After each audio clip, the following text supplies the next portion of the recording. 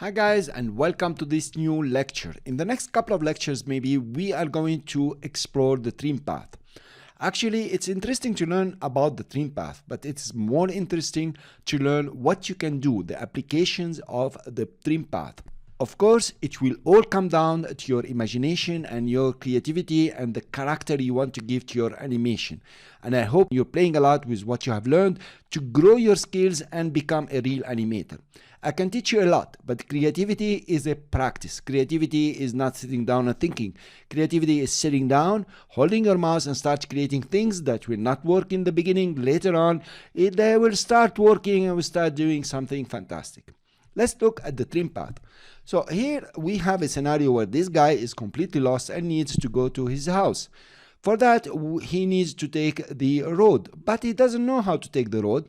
We are going to draw the road for him, show him how the road goes. Then we're going to add some points here or some dots and show him how to go. As a bonus, there will be a lecture later on where it shows you how to get the guy to follow your dots or to follow the path.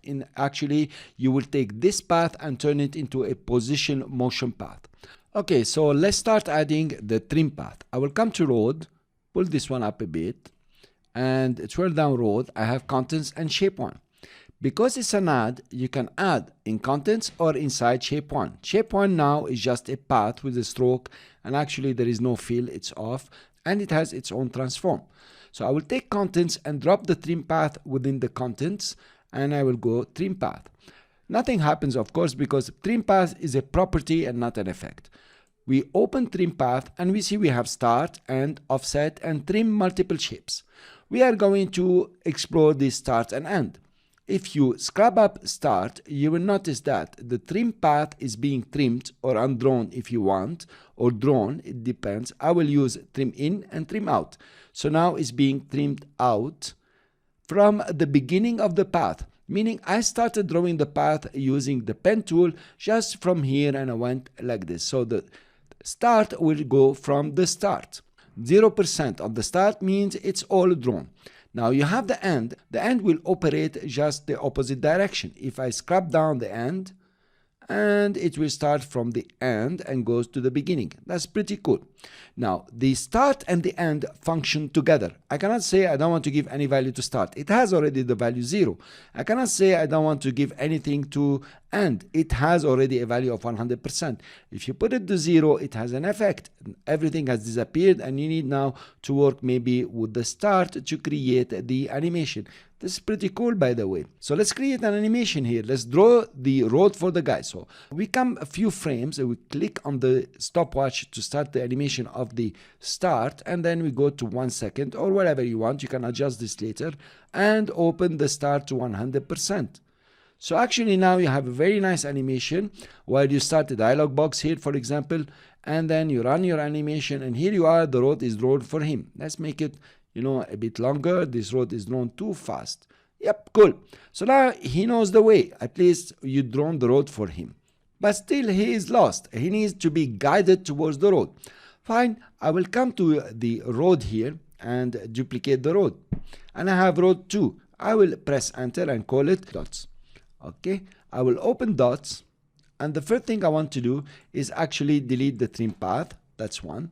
Then I want to change the color of the dots, make it white. That's a new path. And then actually add the dots that I'm talking about. I will come to stroke. I will go to the dashes. I will add the dashes. So now it's dashed. Okay, it's too big. Let's make it, for example, 10. 10 will do good. And then the dashes, I'll make them bigger. I'll make them round cap. Cool. You learned all this. I'll add the gap here. Let's make the gap a bit bigger. Okay, these are nice dashes.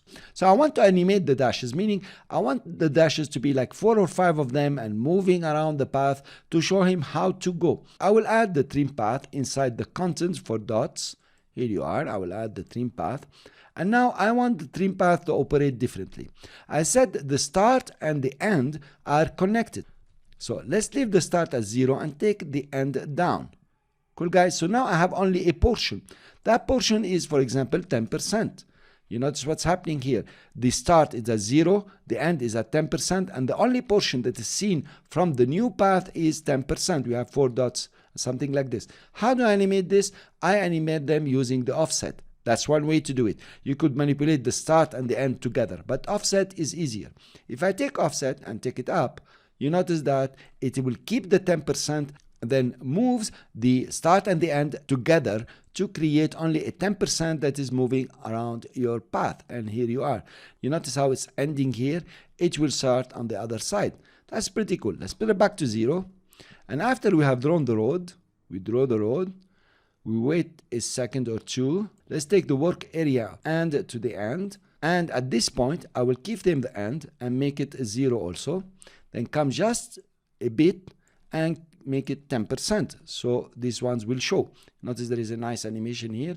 They will show. Here, I will keyframe the offset, go to the end or to 6 seconds if you want, as much as you want, and scrub the offset. And here is it. It's animating. And let's give him, okay, follow the road, follow the road.